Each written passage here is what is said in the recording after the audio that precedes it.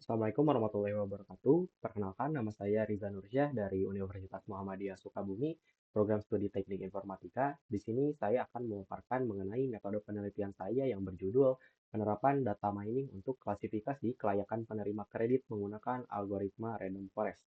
Mari kita lanjut, teman-teman. Oke, di sini saya memiliki beberapa pokok pembahasan. Yang pertama, latar belakang, penelitian selanjutnya, rumusan masalah, tujuan penelitian, kajian keislaman, faktor penentu kelayakan kredit, metodologi, dataset, dan yang terakhir adalah jadwal kegiatan. Pertama-tama kita membahas mengenai latar belakangnya terlebih dahulu.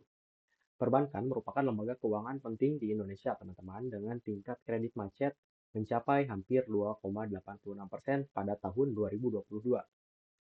Analisis kredit yang kurang teliti sering menyebabkan kredit macet. Data mining menawarkan solusi efektif untuk analisis kelayakan kredit ini.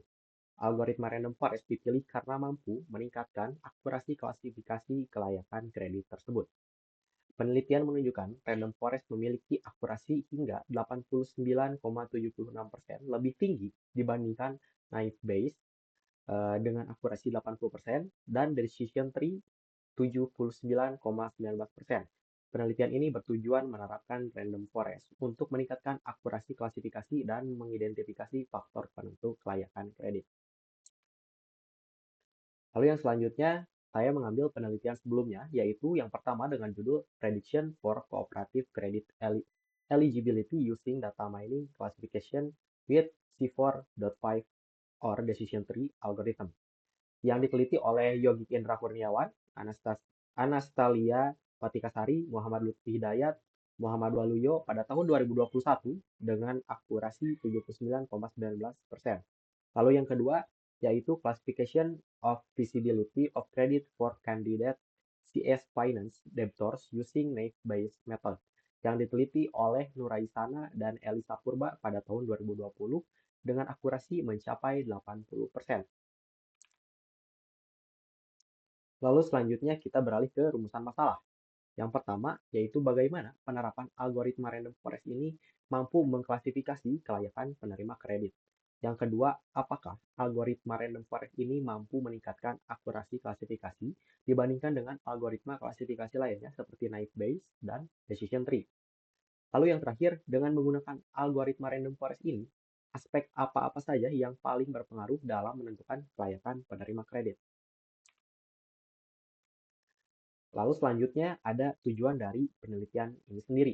Yang pertama yaitu menerapkan algoritma random forest untuk klasifikasi kelayakan penerima kredit. Yang kedua, membandingkan akurasi klasifikasi kelayakan kredit antara algoritma random forest dengan algoritma klasifikasi lainnya yang sudah kita bahas tadi seperti naive Bayes dan decision tree. Yang terakhir, kita ingin mengidentifikasi faktor-faktor yang paling berpengaruh dalam penentuan kelayakan penerima kredit dengan menggunakan algoritma random forest.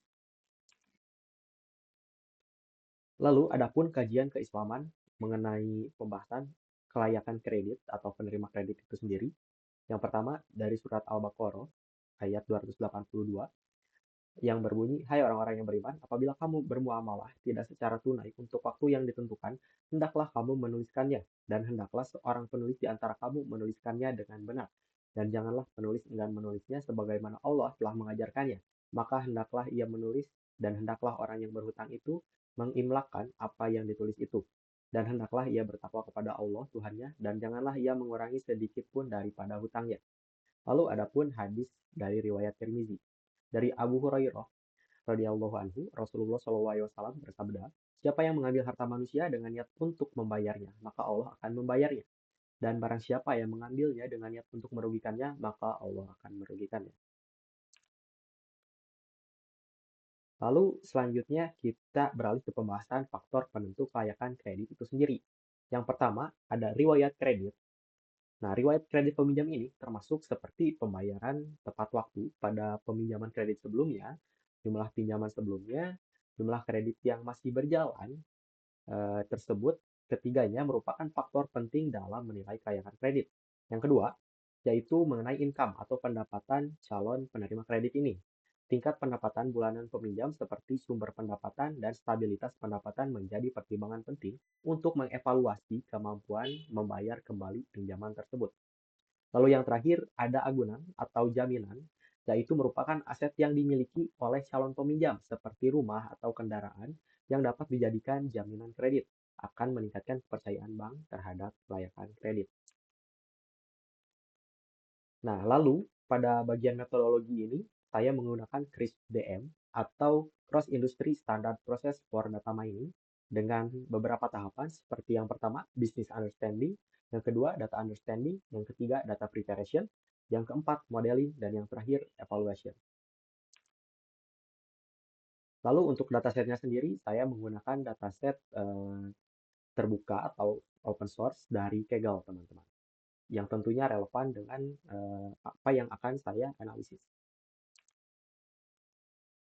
Lalu yang terakhir ada jadwal kegiatan, mulai dari persiapan dan studi literatur, pengumpulan data, pre-processing data, hingga kegiatan bimbingan akan dilaksanakan dari mulai bulan Juli, minggu pertama, hingga Desember, minggu terakhir. Mungkin sekian saja teman-teman. Terima kasih atas perhatiannya. Mohon maaf bila banyak kesalahan. Assalamualaikum warahmatullahi wabarakatuh.